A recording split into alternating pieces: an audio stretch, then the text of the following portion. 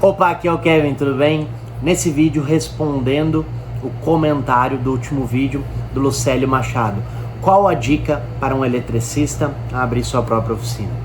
Então, nesse vídeo eu vou compartilhar com você a minha visão sobre o que é importante e o que eu acredito que se hoje eu fosse abrir uma autoelétrica, eu faria para começar, quais são os serviços que eu atenderia, quais são as demandas que eu atenderia, ferramentas que possivelmente eu adquiriria e tudo mais. Então, se você hoje é eletricista ou gosta da área da autoelétrica e quer algumas dicas, quer algum direcionamento para abrir a sua própria oficina, fica comigo até o final desse vídeo, que é justamente essa visão que eu vou trazer aqui para você, beleza?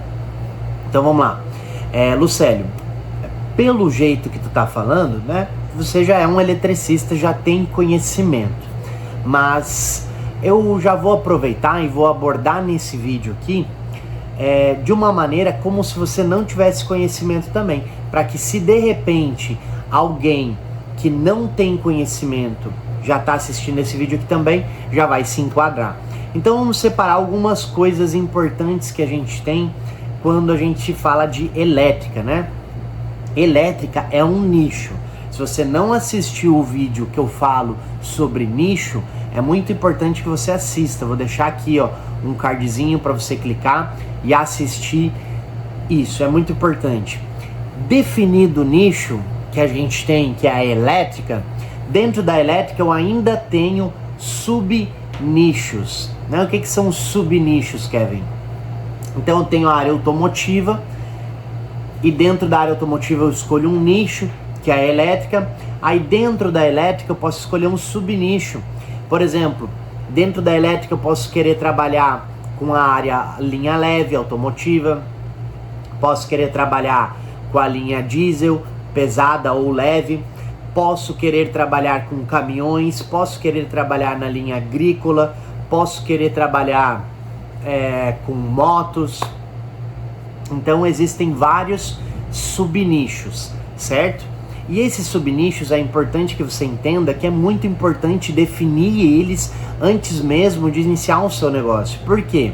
Porque esses subnichos também definem qual a margem de lucro que tu vai ter, qual o custo inicial que você tem para começar o negócio, qual as dificuldades que você vai enfrentar e tudo mais, beleza? Então, alguns tópicos que a gente vai passar por esse vídeo. Subnicho, ok? Conhecimentos que você precisa adquirir caso você não tenha. Equipamentos que você precisa adquirir caso você não tenha. Quais são as prioridades, quais não são. E quais os tipos de serviço que eu atenderia se eu fosse abrir uma autoelétrica hoje em 2026 com a mentalidade que eu tenho hoje, certo? Então, e também vamos botar um quinto tópico aqui, uma ideia de retorno, de lucro, de dinheiro. Então, durante esse vídeo nós vamos percorrer esses 5 pontos. Então vamos começar pelo primeiro, que é o subnicho. Subnicho é você definir se você quer trabalhar com linha leve, se você quer trabalhar com linha agrícola, se você quer trabalhar com caminhão, se você quer trabalhar com caminhonete, se você quer trabalhar com moto, se você quer trabalhar com jet ski, lancha. E é importante a definição do subnicho e também entender o que cada subnicho traz de vantagem e desvantagem para o seu negócio. Por exemplo, a linha leve, que é carros. Qual é a vantagem de abrir uma autoelétrica subnichada para a linha leve? Bom, a primeira vantagem é que é muito barato para você abrir uma autoelétrica para linha leve, tá? Muito barato equipamento, é muito barato custo de marketing, é muito barato local. Basicamente uma autoelétrica para linha leve você pode trabalhar inclusive num local onde cabe somente um carro, tá? Não é o melhor cenário, não é o cenário ideal, mas já funciona, certo? Então a linha leve ela traz essa vantagem de ter menor custo de aquisição de equipamento, menor custo de infraestrutura, menor custo de marketing, afinal de contas tem muita frota de veículo rodando na rua. Então o subnicho de linha leve, inclusive para quem vai montar o seu primeiro negócio e não tem muita experiência, eu indicaria com certeza o nicho de linha leve, beleza? Vamos para outro subnicho. Diesel, pesado, caminhão, por exemplo. É um subnicho que ele tem a vantagem de a percepção de valor ser muito maior. Ou seja, como geralmente o veículo linha leve, ele é utilizado para quê? Para levar um filho, uma filha na escola, para ir e voltar do trabalho, para passear, para viajar. E alguns casos, como utilitários, ele pode ser usado para transportar passageiros, Uber, entre outras coisas, né? E hoje, inclusive, entregas, né? Mas na maioria dos casos é usado para quê? De modo doméstico. Então, o que isso quer dizer? Que esses carros, eles não geram receita. Logo, eles vão ter um custo operacional e com isso a percepção do valor de serviço é menor.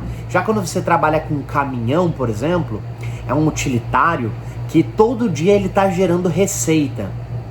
Então, quando esse caminhão ele fica parado, além do caminhão estar parado, ele está custando dinheiro por estar parado, porque ele poderia estar fazendo uma viagem, ele poderia estar fazendo um frete, ele poderia estar fazendo um carreto e o caminhão está parado.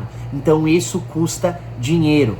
E se custa dinheiro o caminhão estar parado, significa que o dono do caminhão ele está disposto a investir com muito mais facilidade, com muito mais influência, investir o conserto para esse caminhão não ficar parado. Então a linha diesel pesada tem essa vantagem, né? O valor geralmente do serviço é maior. Por quê? Porque precisa mais pressa, precisa mais como é que é a palavra? Mais disposição, mais espontaneidade, né? Ou seja, fazer na hora para o caminhão não ficar parado. Assim como o caminhão hoje está aqui nessa cidade, amanhã ele está a 13.000 quilômetros de distância, então precisa de um serviço também com segurança, que entregue responsabilidade. Logo, o preço é maior porque o valor percebido também é maior. Então essa é a vantagem da linha pesada. Já a desvantagem é que, primeiro, você precisa de uma infraestrutura maior. Segundo, geralmente caminhões, frotas, você vai ter que ter contrato, esse tipo de coisa. Já tem empresas dedicadas a fazer isso. Então você vai ter que ficar acabando com os caminhões menores ou aqueles que são de empresas menores, que não tem um contrato de manutenção, não tem problema nenhum. Mas essa é a desvantagem, que você vai precisar investir mais em marketing ou já estar na área para outras pessoas te conhecerem e te indicarem para que você possa então fazer os serviços nos caminhões, tá? Lembrando que esse vídeo aqui, ele é focado no cara que é eletricista, quer sair, quer deixar de ser empregado, quer abrir a autoelétrica dele. Então eu estou abordando num nível mais superficial de empresa, é a famosa eu-presa, né? Ou seja, você vai abrir uma empresa, é você. Talvez você, sua esposa, você, o irmão, pai, filho, etc. Depois nós temos a linha agro. A agro, ele tem a mesma vantagem da linha pesada. Às vezes uma máquina parada em época de colheita custa muito dinheiro. Então vai acontecer de uma máquina parar às 3 da manhã e te ligarem às 3 da manhã para você consertar essa máquina. Tem a vantagem de que muitas das vezes você não precisa de um espaço físico para atender esses clientes, porque você pode ir na própria lavoura, na própria fazenda, fazer o reparo lá. Então você não tem custo de aluguel, você não tem custo de água, você não tem custo de luz, você não tem custo de IPTU, você não tem um monte de custos que você teria se fosse atender uma linha leve ou até mesmo uma linha pesada, porque geralmente os reparos são feitos no local. Então essa é uma vantagem de trabalhar com a linha agrícola, além de que o valor percebido também é muito grande. A demanda é menor porque tem menos profissionais dispostos a sair de casa, sair 3 da manhã, ir para a lavoura para consertar um trator, consertar uma colheitadeira, consertar uma máquina, seja ela qual for, certo? Depois nós temos outros subnichos, né? Náutico, lancha, jet ski. é um subnicho que é para um público mais premium, né? Ou seja, a pessoa que tem um jet ski, que tem uma lancha, não é qualquer pessoa, ela já tem uma renda um pouquinho mais elevada, então também geralmente tem certas facilidades na hora de passar um orçamento e a pessoa aprovar. Essa é uma vantagem. Outra vantagem que muitos dos reparos, principalmente se for de elétrica, como a gente está falando, podem ser feitas no local. Então, ou seja, você vai na marina fazer o local, fazer o reparo. É a mesma vantagem do agrícola, né, que não tem aquela coisa de gastar com aluguel, luz, água, etc.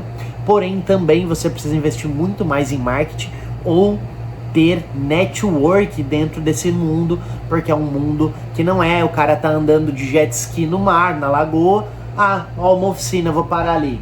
Não, não é assim.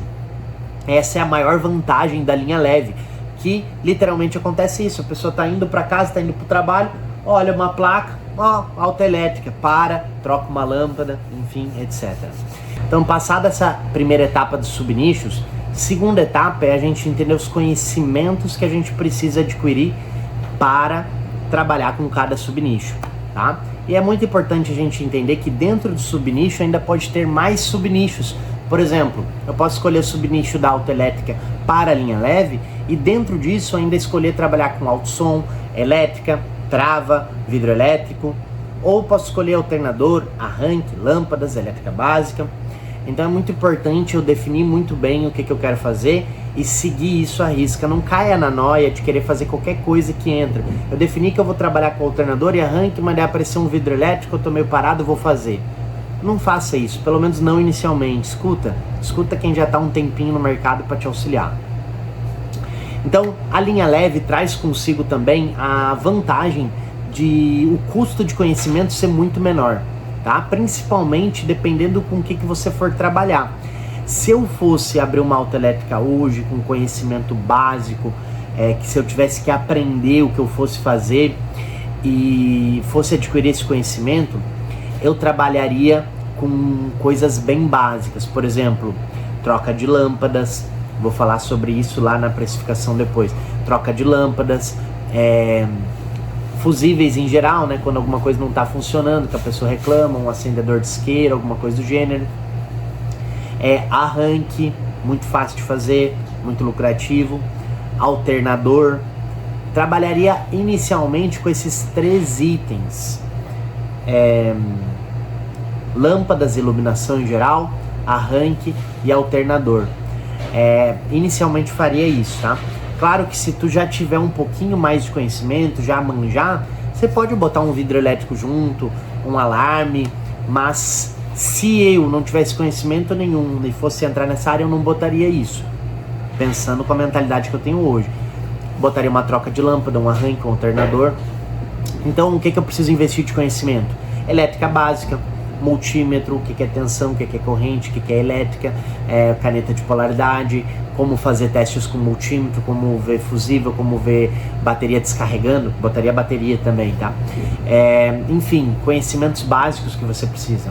Aí se você for nichar para uma linha agrícola, para uma linha pesada, você vai precisar ter outros tipos de conhecimento, né? Inclusive redes de comunicação, testes eletrohidráulicos, que são muito usados na linha agrícola, e entre outras coisas para a linha pesada e náutica, que tem suas próprias características. Não vou me adentrar muito nisso, mas entenda que você vai precisar tudo o que precisa para a linha leve e mais um pouco, tá? Depois, equipamentos. Se você for trabalhar com uma autoelétrica básica, claro que se teu orçamento permitir, sempre adquira um elevador automotivo. Isso é básico. Por quê? Porque dependendo do arranque, dependendo do alternador que você for trabalhar, o elevador vai ajudar muito. Eu sempre fui do estilo de empreender com risco, coragem e fé. Então, se eu não tivesse dinheiro para comprar um elevador, eu abriria mesmo sem o elevador. Para uma autoelétrica não é um item obrigatório, diferente de para oficina, por exemplo. Agora, equipamentos que eu preciso ter: 2 multímetros, um multímetro bom e um bagaceirinho, 2 canetas de polaridade, tá? Tem muito vídeo meu sobre diagnóstico aqui nesse canal do YouTube, e eu falo muito sobre o uso da caneta de polaridade, de ser mais fácil que o multímetro. Eu aconselho você a procurar aqui no meu canal. Inclusive, se não é inscrito no canal ainda, se inscreve, olha esses vídeos, porque vai facilitar para você também, beleza? Então, caneta de polaridade, uma caixa de ferramenta completa você precisa ter, sabe? Pode ser até aquelas caixas de ferramenta da Robust, são bem completas. E uma autoelétrica, se for trabalhar com alternador, é importantíssimo hoje ter um testador de alternador, tá? Por quê? Porque evita muito retrabalho, aumenta o valor percebido pelo cliente, tá? Ou seja, vai fazer o alternador, vai fazer contigo, tu manda um videozinho no WhatsApp, olha aqui, ó, teu alternador tá carregando tanto, a gente fez o teste, tá aqui, tantos amperes, tanto de tensão, tá perfeito. Aumenta o valor do que o cara que só tira o alternador, troca o regulador de tensão, bota no lugar e vai embora. Então, equipamentos básicos para linha leve: 2 multímetros, 2 canetas de polaridade, uma caixa de ferramenta, fio, né? Alicates em geral, soldador, estanho e uma máquina de testar alternador é importantíssimo. Depois disso, saca rolamentinhos para fazer alternador, entre outras coisas básicas. A autoelétrica, ela é muito barato mesmo para você abrir, para você iniciar. Se puder, compra um elevador, porque às vezes vai tirar um alternador, um arranque, e já é um pouquinho mais complicado sem o elevador, né? Para a linha agrícola, você vai precisar a mesma coisa que para a linha leve. Só que às vezes, daí dependendo o tipo de serviço, você vai precisar scanner, né? Para a linha leve também, dependendo do carro, se for mais novo ali, vai trocar uma bateria, precisa programar com o scanner também. Precisa apresentar a bateria nova, às vezes precisa dar um restart no alternador. Mas para a linha agrícola é muito imprescindível, porque principalmente trator novo, se for trabalhar com trator mais antigo não tem problema, mas vai trabalhar com coisa mais nova, tem que usar o scanner para conseguir entender o que está acontecendo, para ele te dar a direção certa, porque é muito importante você ter a direção, onde é que está o problema no chicote, entre tal módulo e tal módulo, para você poder trabalhar. Mas você não precisa elevador, né? Obviamente você vai trabalhar geralmente no local, então é mais tranquilo. E linha pesada, elétrica, também não precisa muita coisa, tirando um scanner de qualidade e as ferramentas próprias que eu já listei para linha leve, né? Então perceba que a autoelétrica em geral é muito tranquilo de você startar um negócio desse. Então são os subnichos, são as vantagens e as desvantagens, os conhecimentos, as ferramentas, e depois nós temos então quais os serviços que inicialmente para uma pessoa que está começando eu indicaria fazer, né? Para linha leve, com certeza eu trabalharia com lâmpadas, como eu já falei. Lâmpada eu acho que é um serviço que às vezes ele é muito deixado de lado e dá para ganhar muito dinheiro com lâmpada, tá? Tem gente que não sabe cobrar e não tem como ganhar dinheiro com nada. Mas ó, vamos trocar uma lâmpada de farol, uma H7, uma H4, seja de um carrinho simples, você pode tranquilamente cobrar, dependendo da sua estrutura, da sua metodologia de venda, dependendo da sua apresentação, você pode cobrar de 10 a 50 reais de mão de obra para um carro comum. E se você souber vender, a pessoa sentir que você tá fazendo o serviço corretamente, sentir que realmente aquilo ali tem um valor, que tem uma dificuldade, que você tem um conhecimento, que você tem uma estrutura, a pessoa paga. E tem gente que não dá bola, mas é só 20 reais de mão de obra para uma lâmpada de farol.